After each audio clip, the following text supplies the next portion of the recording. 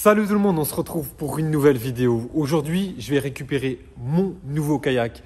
Je vais vous le présenter. Je suis évidemment, vous connaissez ce magasin, ce magnifique magasin, ou plutôt ce magnifique showroom qui est Propulsion Saling, situé à la Richardet à Dinard, qui est composé de Fred, que vous connaissez déjà, d'Arnaud, mais depuis peu, il y a également Manon, qui est une pêcheuse en kayak depuis de nombreuses années, qui a fait des compétitions européennes et même des compétitions mondiales de pêche en kayak. C'est d'ailleurs Manon qui m'a préparé mon kayak, préparé par une pêcheuse pour un pêcheur. Manon peut aussi, sur rendez-vous, vous emmener tester n'importe quel kayak que vous voyez derrière moi, ici ou ici. Vous prenez rendez-vous avec le magasin pour organiser un petit essai de n'importe quel kayak disponible dans le showroom. Propulsion Saling, c'est également un site internet. Systématiquement dans mes vidéos kayak ou même dans toutes mes vidéos, vous avez le lien du site. Donc voilà les amis, mon navire que vous voyez peut-être est derrière moi. Je vais vous faire un petit tour d'horizon, une petite présentation. Et la prochaine vidéo, ce sera évidemment sur l'eau. Ça fait longtemps que vous ne m'avez pas vu en kayak. Ça me démange, ça me manque beaucoup. Donc très prochainement, à nouveau sur l'eau ensemble. Bon allez, bon visionnage à tous et à tout de suite les amis. Il est juste derrière moi, le magnifique kayak. C'est l'Outback 2022, sûrement le meilleur kayak de pêche en mer. Je dis bien de pêche parce que vous allez voir, il y a énormément d'équipements d'origine qui sont prévus pour les pêcheurs. Que ce soit la trappe, que ce soit, vous allez voir, des petits leashs d'origine, des supports de canne d'origine, des petits sandos pour bloquer des boîtes de pêche, etc., des boîtes de leurre. Il est vraiment pensé pour les pêcheurs, comme vous, comme moi, un superbe kayak. Je vous fais le tour d'horizon tout de suite du navire. La première pièce, la pièce principale des kayaks hobby, c'est le Mirage Drive, le pédalier qui fait la légende de hobby. Qu'est-ce qui différencie par rapport à mon ancien pédalier? Vous voyez ces deux petites gâchettes, ça veut dire que c'est un pédalier 180, ce qui me permet d'avoir la marche avant, mais également la marche arrière. J'ai pris l'habitude de pêcher sans, juste en pêchant en marche avant, mais tous ceux qui ont une marche arrière m'ont dit, tu verras, ça t'ouvre vraiment d'autres spots, une manière d'aborder la pêche différemment, de reculer ta zone de pêche, de ne pas pédaler dedans, etc. Moi, j'étais obligé de faire un arc de cercle à chaque fois sur ma zone de pêche pour me décaler. Là, je tire la gâchette, je recule, marche arrière, tout simplement. Ce que j'avais déjà, c'est l'anti-choc de chez Hobby. Pareil, breveté, regardez. On tape, comme ça, les pales se calent au pédalier et ça évite qu'on les casse. Les pales turbo qui sont un peu plus grandes, un peu plus longues que les pales normales, sur l'Outback, elles sont d'origine. Donc le pédalier est vraiment livré comme ça avec l'Outback, ce qui permet d'avoir un peu plus de vitesse, de contrer des courants un peu plus puissants. Donc voilà pour mon nouveau Mirage Drive, la pièce maîtresse. Donc c'est la première fois que je vais avoir marche arrière. Ça va me permettre de pêcher quand il y a un peu plus de houle, de me rapprocher un peu plus des rochers. Donc hâte de vous montrer ça en action de pêche. Pour commencer, à l'arrière du kayak, il y a une pièce qui s'emboîte pour ceux comme moi qui mettent leur kayak sur le toit. Ce qui permet de ne pas mettre votre kayak sur le sol ici, mais que ce soit ça qui soit sur le sol. Déjà, ça va situer le kayak un peu plus haut. Donc plus facile après de le prendre et de le glisser sur le toit. Accessoire d'origine avec l'Outback. À l'arrière, vous avez une surface de rangement qui est juste monstrueuse. C'est vraiment hyper grand. Avec des petits rails ici, des petits sandos qui permettent de bloquer boîtes, etc. Vous en avez deux de chaque côté. Sur mon rail, j'ai mis un petit support Rableiza pour mettre ma perche et vous emmener avec moi. Petit détail qui n'en est pas un pour moi. Ici, vous avez des énormes encoches, ce qui permettra, moi en tout cas pour ma part, je m'imagine déjà mettre les leurres que j'ai utilisés dans la session, ceux qui devront passer au rinçage.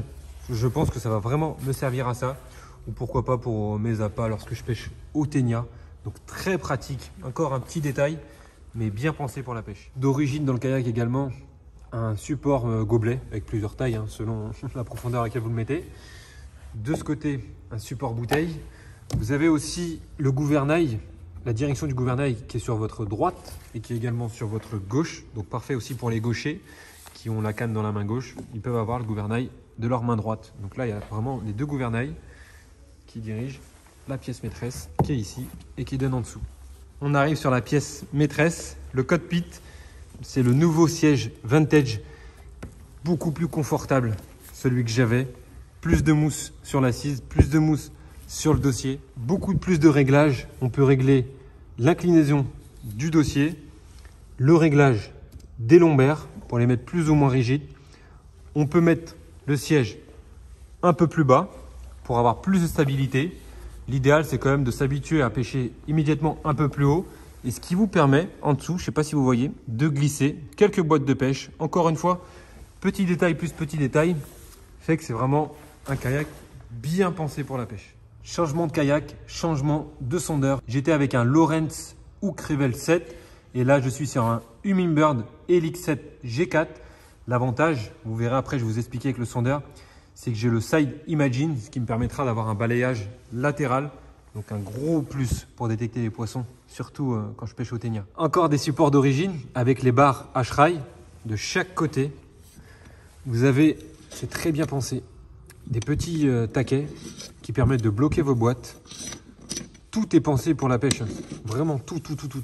Vous avez d'origine également les deux petits filets que j'avais fait installer sur mon passeport. Kayak, pour moi l'indispensable, la trappe étanche, mais qui est directement d'origine sur l'Outback. C'est pas une trappe supplémentaire qu'il faut prendre à part, c'est d'origine. Vous avez cette trappe qui est indispensable. Pour moi, tous les pêcheurs en kayak, je pense qu'on est d'accord. Elle est vraiment, c'est moi mon petit noyau. C'est là où je mets mes fluoros, mes agrafes, tout ce que j'ai besoin de changer rapidement, mes clés, mon portable, etc. C'est le petit cœur du kayak. Important d'avoir cette petite trappe entre les jambes. Vraiment top. Donc là, ce que j'avais pas du tout sur le passeport, le gouvernail. Grâce à ce taquet, je peux le remonter ou le descendre. J'ai juste à l'enlever du taquet coinceur ici. Laisser descendre. Et là, à l'arrière, hop, le gouvernail est descendu. L'avantage de ce gouvernail aussi, si je tape un obstacle, il remonte et il redescend tout seul. Autre avantage encore de ce gouvernail par rapport à l'ancien. L'ancien, mon gouvernail était placé tout au bout. Et là, il est un peu avancé par rapport au kayak, ce qui me permet d'avoir un rayon de braquement beaucoup plus court. Parfait pour les bouchots à moule et les parquets 8. Et de ce côté, transduceur, c'est pour le sondeur. Pareil, j'enlève du taquet coinceur. Et en dessous, j'ai une sonde Side Imagine chez Humminbird. Ce qui permet, j'ai toujours du mal à dire Humminbird. Je pense que vous allez souvent vous moquer de moi dans les vidéos. Ce qui permet d'avoir une sonde à balayage latéral. Donc je vais pouvoir voir à 15-20 mètres sur bâbord et à 15-20 mètres sur tribord. Certains ne sont pas fans du sondeur. C'est un plus. Si on peut l'avoir, autant l'avoir. Mais rien n'empêche de continuer à lire l'eau avec nos yeux. Ici, vous avez encore des supports de canne. Donc, il y en a vraiment 4. 2 à l'avant, 2 à l'arrière.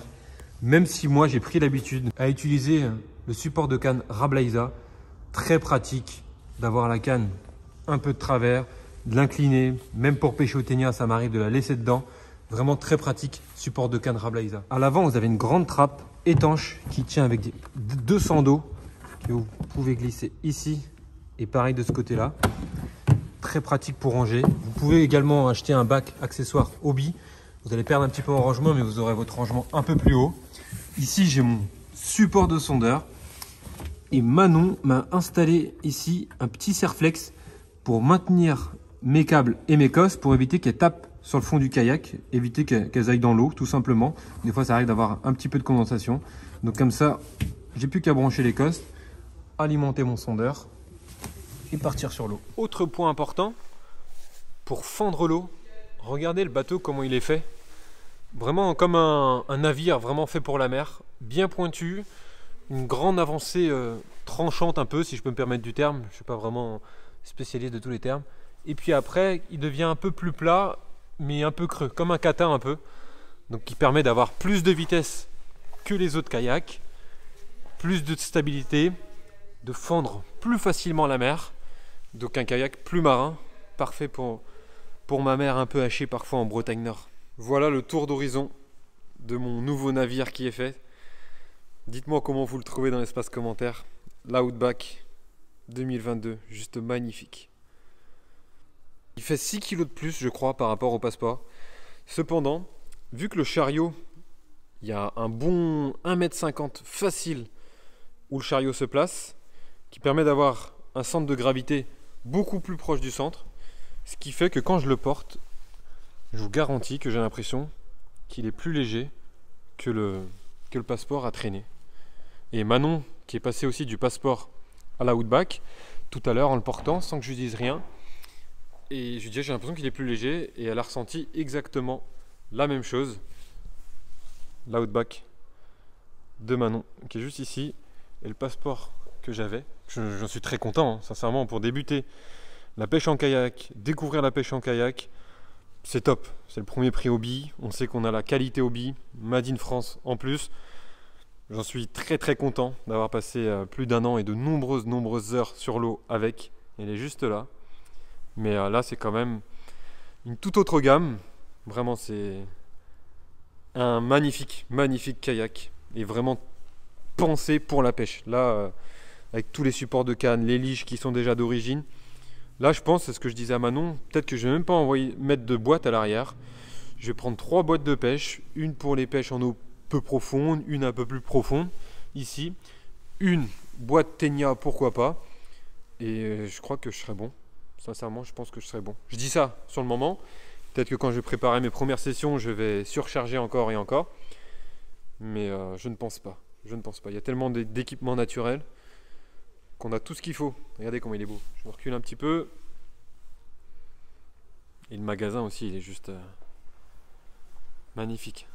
C'est un peu calme sans Fred et Arnaud par contre, hein. Bonjour à vous si vous regardez la vidéo Fred et Arnaud. Fin de cette vidéo de présentation les amis. Je suis très content d'avoir ce nouveau kayak. J'ai qu'une seule hâte, c'est d'aller sur l'eau, de vous partager mes émotions, des images, etc. Les différences que je vous ai faites entre le Passport, qui est un superbe kayak, et la Outback, ce sont des différences en magasin. Je n'ai pas encore testé la Outback, mais Manon, qui a fait le même changement du Passport à la Outback, m'a dit qu'il n'y avait rien à voir une fois sur l'eau, que ça valait vraiment le changement. Donc maintenant, les prochaines images, ça sera sur l'eau. Un grand merci d'avoir regardé la vidéo jusqu'au bout. Si je peux vous demander une dernière petite chose, c'est de lui choisir un petit nom dans l'espace commentaire. Allez, je vous dis à bientôt. Merci beaucoup, merci pour tout et à bientôt les amis.